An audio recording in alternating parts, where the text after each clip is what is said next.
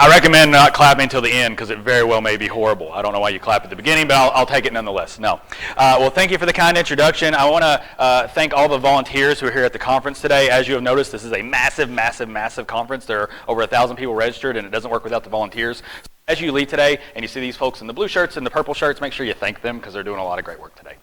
My name is Chris Sanders. Thank you all for coming out today and spending a little bit of time with me. A lot of ways you could spend your Saturday. I appreciate the 30 minutes we're going to spend together here. Today we're going to talk a little bit about choice architecture and its application to security, the practice of security. If you don't know me, you can go read my bio. I'm not going to spend a lot of time on me, other to say that my background originally was in public education, working in the school district I graduated from, eventually landed in a career in security, worked for a few places, worked for the DoD, a company called Guardians, Mandiant. I left a couple years ago to start my own training firm called Applied Network Defense. I'll talk more about that a little bit at the end. I've written a few books along the way, and my research area is currently focused on the intersection of cybersecurity and psychology, and that's what we're going to talk about today. And specifically, we're going to talk about choice and decisions, because a lot of the things we do are based upon the choices and decisions of the people we serve, the users, and we do indeed serve the users. So that's what we're going to talk a little bit about today, and I want to frame that through something I like to frame lots of things through, and that is food. Now, most of us have familiarity with the concept of a buffet, right? Pretty simple, and the earliest form of buffet that most of us dealt with is the school cafeteria. So I want you to put yourself in the mindset of the cafeteria worker, the lunch lady or lunch gentleman, if you will. What I want you to do is think about how you arrange the lunch line. So when someone walks into the lunch line, the food is laid out, and it may be self-serve, maybe you're serving them, but it's laid out in a specific order. And that order is something I want you to think about, because let's say you're an enterprising lunch line worker and you started tracking the consumption of food based upon where it is placed in that line.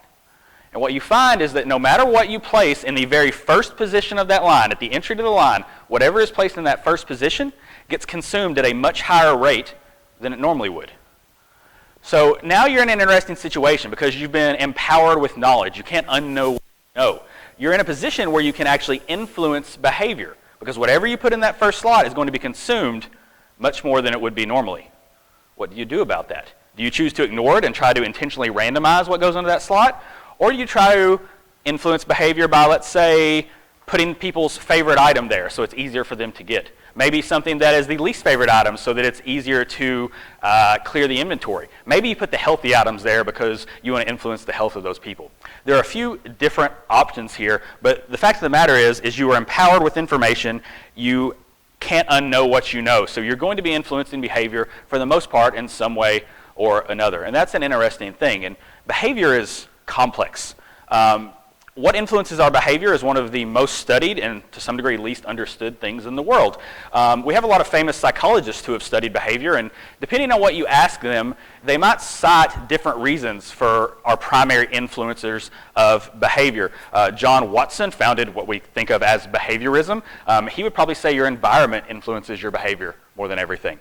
Alfred Binet of the Binet-Stanford Intelligence Test might say that it is your intelligence that influences the choices you make.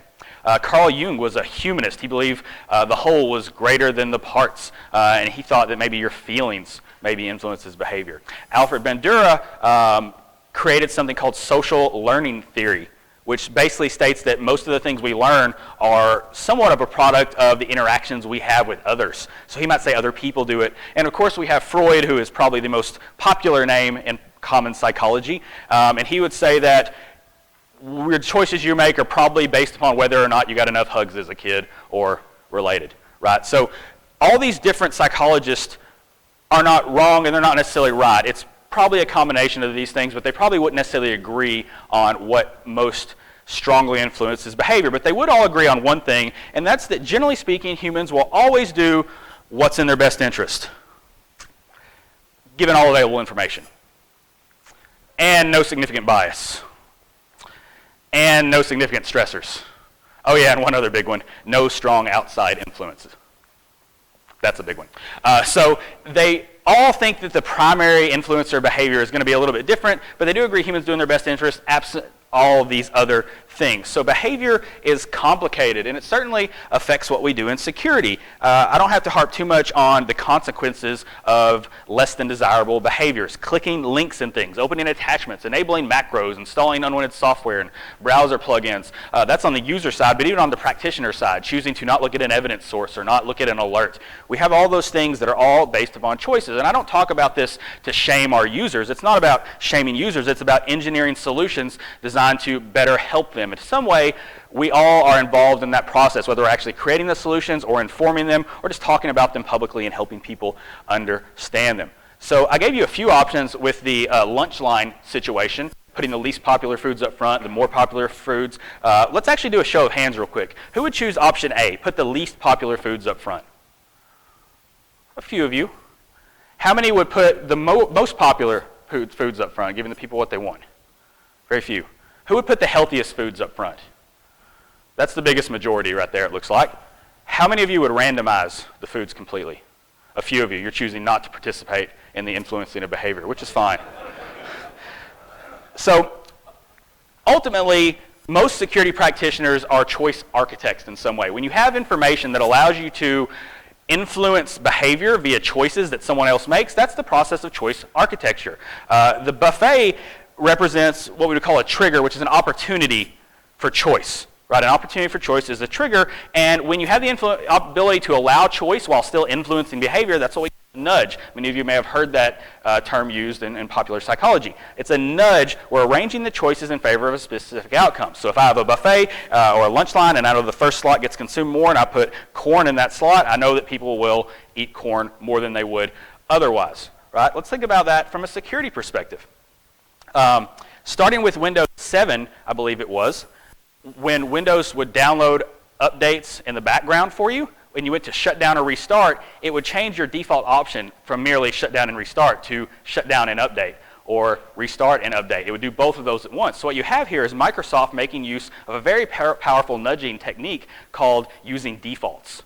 Right? We are more likely to go to the default option, all things being equal. So they decided that by nudging users in this direction, we're going to make them more secure because updates, for the most part, make us more secure. So that's what they're doing here. Microsoft is taking the role of choice architect, in this case, nudging our behavior while still allowing freedom of choice. Right? Trigger allows the choice to be made, and the nudge pushes us in that certain direction. Now, the concept we have to work with here is something we call libertarian paternalism, and that's kind of a big word, so we'll break it down. There's the paternalist view, wherein the Borg would say resistance is futile, you will be assimilated. They believe it is best for you to be assimilated, and you do not deserve any choice in the matter. That is one end of the spectrum, the paternalist. On the libertarian side of things, the Borg really just doesn't care, and they think you should have the ultimate choice. You can do what you want, I don't care, be assimilated, don't, it's up to you. In the middle of those, we have the libertarian paternalist. And libertarian paternalism is very simply the idea that it is both possible and legitimate for someone to affect behavior while also respecting freedom of choice. So the libertarian paternalist says, you will be assimilated unless you opt out. Very nice of them. This term kind of freaks people out sometimes because they see the word libertarian and they think, oh, is this about politics? And it's not. The word libertarian just means, in this case, freedom of choice. It existed long before a political party decided to co-opt it as its name. If this was about politics, this would probably be a picture of Ron Paul up here instead, although maybe I'm not far off. Anyway, so I gave you the choice earlier of A, B, C, or D, and as you'll notice, most of you raised your hands for C, which is not uncommon. Most security practitioners are ultimately practitioners of libertarian paternalism. We believe we have to give users choice for usability and flexibility, but we also know that most of the time, not all the time, but most of the time, from a keeping them safe perspective, we generally know what's best. So we try to nudge them into making the best decisions for themselves. So that's kind of what we're doing, and again, I think most security practitioners are participants in the notion of libertarian paternalism. Now, for the rest of the talk, I want to talk about just a few ways choice architecture manifests, both out in the broader world and in security, and how we can think about how the choices we put in front of people, as well as the ones we make. And I'll start with the notion of defaults. And I think this really comes into play well when we talk about organ donation.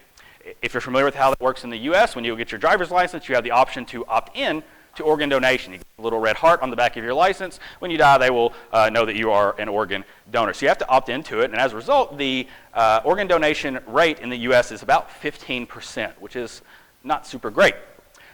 So there are other countries who experiment with different forms of opting in or out on this. And there's another country out there, I believe it's Austria, who experimented with opt-in or default opt-out. So you're an organ donor unless you specifically say you will not be. Anybody want to care to guess what the organ donation rate is in Slovakia? I heard 85. That's pretty good. 90%. 90% of people in Austria are organ donors. Did you know that, or was that just a really good guess? I was just referring to that from the Good, very good. So correlation does not equal causation. We're not going to say that this is the only reason for this. Cultural norms and things like that go into play, but I would say it is certainly a big part of it, right, is that the default heavily influences behavior in this case. And we see this in our field all the time. We use defaults for one way to relay expertise. This is a screen on the left from Security Onion. Of course, we had the Security Onion conference yesterday with Doug Burks and all the great work he does. And I like to call the screen on the left the Doug Burks knows more about this than you do screen, because he probably does. So you have the option to go and customize this, or you can say best practices. Again, let Doug set it up for me, which for the vast majority of people is what they want to do. So this is Doug subtly nudging you to set up your sensor in the way he believes it will work best, which is a great idea. We do this a lot with antivirus as well. Most of the time when an antivirus pops up and it's found something, the default option is generally not do nothing. It's generally quarantine or clean or something along those lines. So antivirus is a way that users interact with that same type of choice architecture via defaults. Some of our defaults evolve over time. It used to be if you went to a website with that was HTTPS with a bad or malfunctioning certificate, it would just go there and maybe you get a little pop-up. Then it came to the point where it would go there and it would say click OK to proceed, and that was the default option. Nowadays you get something like this, where your default option is actually back to safety and it takes you back to where you were previously. If you want to bypass it, you have to click that little advanced button, click another thing. You have to do 2 clicks. The advancing and moving forward is not necessarily the default option. So that's what we have going on there. Also worth noting that defaults often reveal priorities. This is a screenshot from Instagram when you sign up on a mobile device. And notice that there's a next button, and then there's a little button under that says continue without syncing contacts. So the default is actually going to sync all of your contacts to your Instagram account, which is not really good from a privacy perspective. So this isn't to say Instagram doesn't care about privacy, but at least the way this decision is architected, they're less concerned about privacy than you getting all of your contacts signed up for Instagram. Right, so it can kind of reveal priorities in that way. So it's interesting to kind of derive that as well. The next kind of way choice is architecting behavior is influenced is through incentives. And I use the picture here of the car dash because you'll notice in the middle there's the thing that shows you your miles per gallon, right? Which is really interesting. A lot of cars have that now, and it's interesting because it's beneficial for both the car manufacturer and for you. For the car manufacturer, they want you to get really good fuel mileage because it helps their rating and your perception of their car. You'll tell all your friends you get really good fuel mileage in this vehicle, and more people will want to buy it. It helps you because it helps you see your driving style, and you can do things because it updates in real time to change the way you drive and get better fuel economy. Right? So it ultimately influences your behavior by changing the way you drive. You start maybe accelerating a little slower out of a stop, easing off the brake when you pull up to someone so you can do the whole hypermiling thing. I know once I started thinking about this, certainly it influenced my behavior and how I drive when I get that real-time feedback, which basically says the line is all the way to the right, I'm costing myself more money, and it's all the way to the left, and I'm saving a little bit. So this is incentivizing you to drive better in a way that helps both the car manufacturer and you. Right? So by knowing, answering these questions, who uses, who chooses, who pays, who profits, you can kind of figure out where and how the incentives need to be applied when you're doing choice architecture. I started thinking about choice architecture, and I started thinking about denial of service, and I thought about where my service gets denied most times, and it actually is when I'm on conference calls. Because I'm not actually doing work a lot of the time. So I was thinking about WebEx, and I was like, well, how can we change WebEx, something that denies service for me a lot of the time? How could we make it better such that we could use these concepts of choice architecture? And it really kind of dawned on me. Let's hook it up to the payroll database, and let's just have it show the average salary of all the attendees and what this meeting is costing the company, right? So I use Cisco as an example, but any web conferencing software, if there's anybody from Cisco in this audience, and I'm not staring at anyone directly at all right now, feel free to take this idea. You don't even have to credit me. I think it'll make the world, generally speaking, a better place. Less useless meetings through simple choice architecture. 3, understanding mapping. So this is something Apple's really, really good at, particularly when they came out with the iPod, because you get an iPod and you really only had 2 options. What color do you want it in and what size? And most people at the time didn't understand megabytes and gigabytes. So when you went, the default option was actually not I want 32 or 64 or 128 megabytes or gigabytes. It was I need to hold 200, 500, 1,000 songs.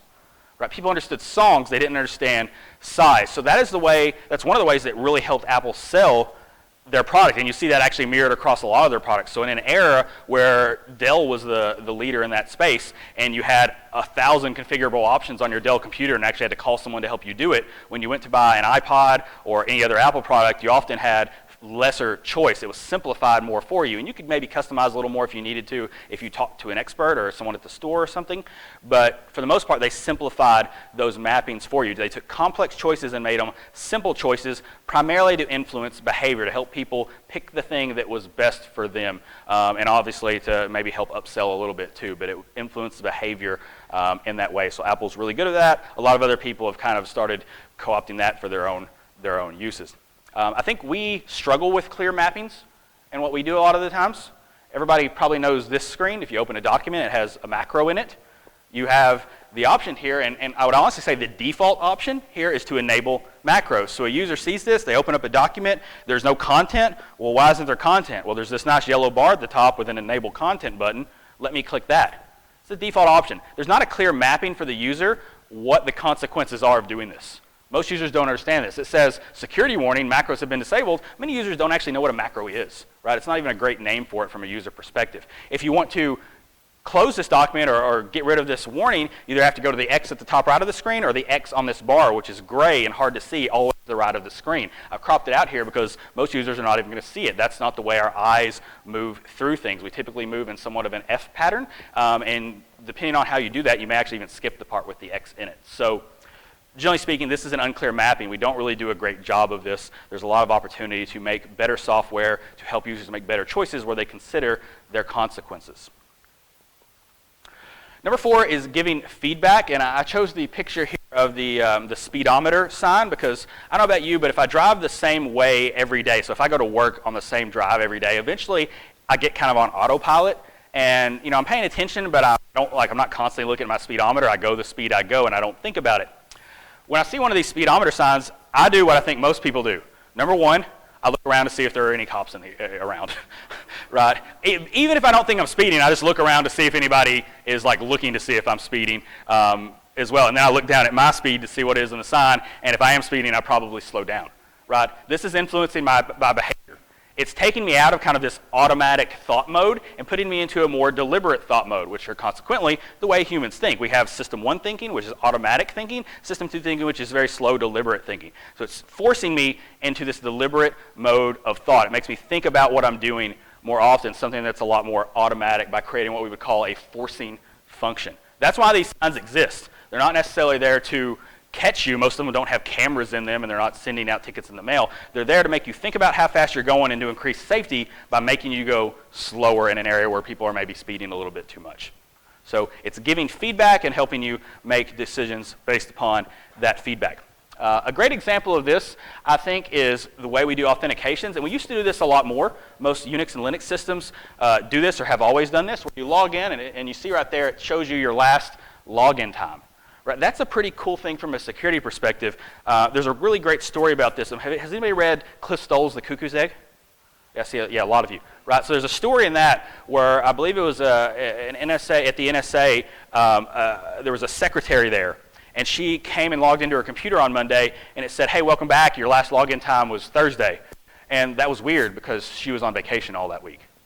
So what happened? So she told somebody, they did some research and actually found some kind of insider threat going on where someone was accessing accounts they shouldn't be and someone had logged in as her. The book was in the story. The story's true. The Cuckoo's Egg is a true story, and the story within the story is also true.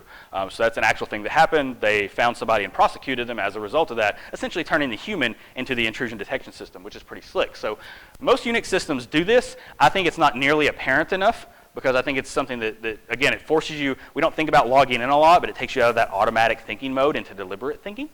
So you see that, and that's pretty useful. Applications collect this data, right? Most of them store authentication history.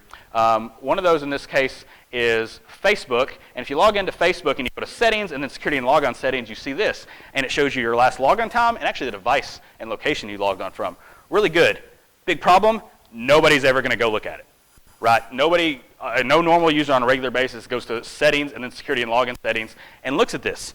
So my thing is, why not make it more apparent? Why not put it in the left bar when you log in? Why not maybe make the user click OK after they log in to get to their main page? To some degree, that might become a little bit automatic for them as well, but you can also do some interesting things there to highlight things that haven't been seen before. So you've logged in from a state you've never logged into before. You're logged in on a new device, things like that. So that way when a user sees this, they can click on the right-hand side of that and see that Not You button and click on it and report it and, again, try to be a little bit more secure. So generally speaking, any application that supports authentication, I'm a firm believer, should support some sort of last time, place, system you logged in from. And it should be very, very apparent because it really plays upon these concepts of choice architecture and will help influence behavior to help the users be more secure and report things to you, the security practitioner, that will help you do your job better.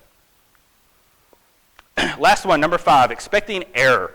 When you get into the business of architecting decisions for people, sometimes it doesn't go the way you think it will. And that's no surprise to us who create software and deal with computers all the time as well. A great example of this are chip-based credit cards. So if you had a chip-based card earlier on before they became so mainstream, you probably noticed that you would put it into the chip slot and you would pay the attendant, or she would print out the thing for you to sign. You would sign it digitally. You're at the grocery store. They hand you your items. You go and leave. So what happens? You forgot your card, right? Nowadays, you don't do that. Why?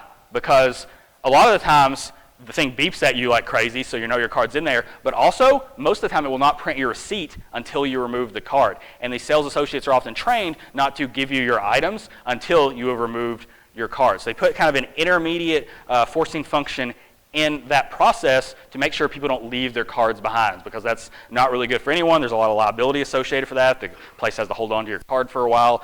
Not a good situation for anyone. So the chip-based credit card was a decision that was being architected and how you deal and process with that, and there was an error that occurred there. So that had to be accounted for in that way. Now, we have these in security. I think probably one of the most common is passwords. One of the policies that we preached for so long was you should change your password every 3 months. And what happens when you have a user change their password every 3 months? It looks like this, right? And this is at best, right? Oftentimes they just put a 1 or a 2 and they increment the number all the time. So this is at best. So as a result, we've had to take what we're doing with passwords and maybe amend this or put some software controls in place. So we really have to expect error in this case regarding these things. So everything I've talked about today is, again, it's rooted a little more in psychology than in InfoSec, but we can certainly apply it to those things. A lot of the ideas I've talked about today are found in a book called Nudge by Richard Thaler and Cass Sunstein. The book was popular enough that Richard Thaler was awarded the Nobel Prize for Economics last year. Very deserving thing. So the book is definitely not about security, but it is a great intro to these concepts. I don't recommend stopping there if you're really into this. There's a lot of great research and other examples of nudges and how we develop and do this whole thing of choice architecture. There's also the counter to a nudge, which is sludge, which is when choice architecture goes really, really wrong and people are pushed into bad choices as a result, such as enabling macros. Right, so that's sludge versus nudge. And everything I've talked about today, there's a nice little acronym, nudges, there. I talked about 5 of them. There's one more I didn't get to due to time, but that's a nice little acronym where you can remember these different ways you can nudge people using choice architecture. Again, libertarian paternalism, the idea that it is both available to you and okay to subtly influence behavior when you have the opportunity while still allowing choice. So that's what we talked about today. my name was Chris Sanders. If you want to find me, I'll be around for the rest of the day. I teach a training course based on a lot of this stuff. We have an applied network defense booth out there by where you checked in at, and I'll be there most of the rest of the day. So I've got a few minutes, and I can take probably a few questions if y'all have them. Bianco.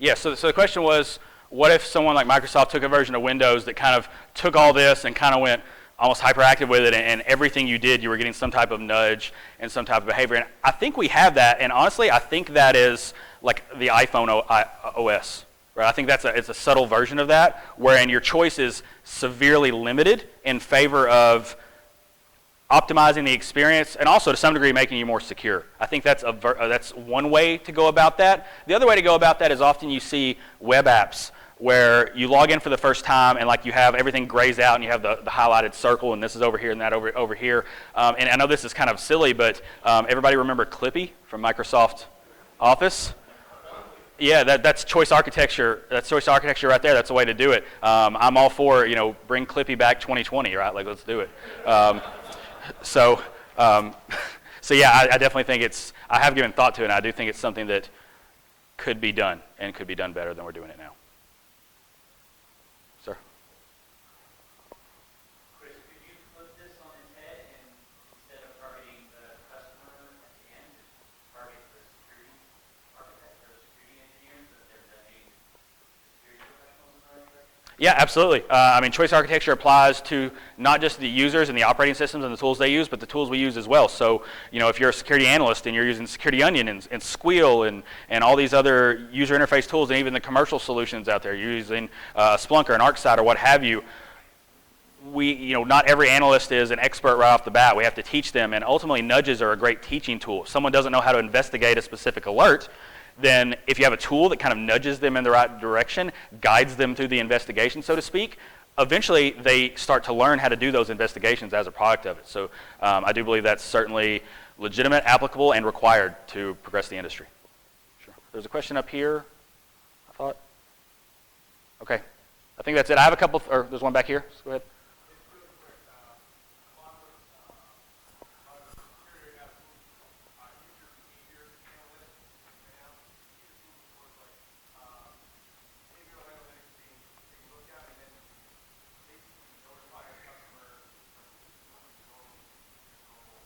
Yeah, so the question is, there user behavior analytics, big thing right now, particularly in terms of detection and detecting things that aren't being detected by other things, and how does this kind of play into that? And I think, generally speaking, from the detection side, that's a little bit of a different story, but I do believe anytime you're influencing behavior, you should try to collect as much data as you legitimately can about that behavior so you understand it really well. So if you have a web app and you're concerned about how users are clicking around on that web app and if they're doing the right things, you really need to have hooks into that web app to understand where they're going, where they're coming from, what behaviors lead to other things, and you have to really understand that behavior, again, in the best and most ethical way possible, because just collecting data on a bunch of people is a tricky and slippery slope. So. Absolutely. So I have just a couple things to give away real quick. I have, the conference was nice enough to buy a copy of each of my recent books. So I have Practical Packet Analysis right here. And I have Applied Network Security Monitoring. My co-author, Jason Smith, is actually sitting in the front row. So whoever wins these, we're glad to sign them. The trick is we get to write in them whatever we want. So here's the deal. First hand I see, I named a bunch of, okay, calm down after the question. I had a bunch of psychologists on the screen earlier. Name one. I saw you. Freud? Okay. You won first? Which one? That guy. Okay. Go again. I saw you. Who? Yep.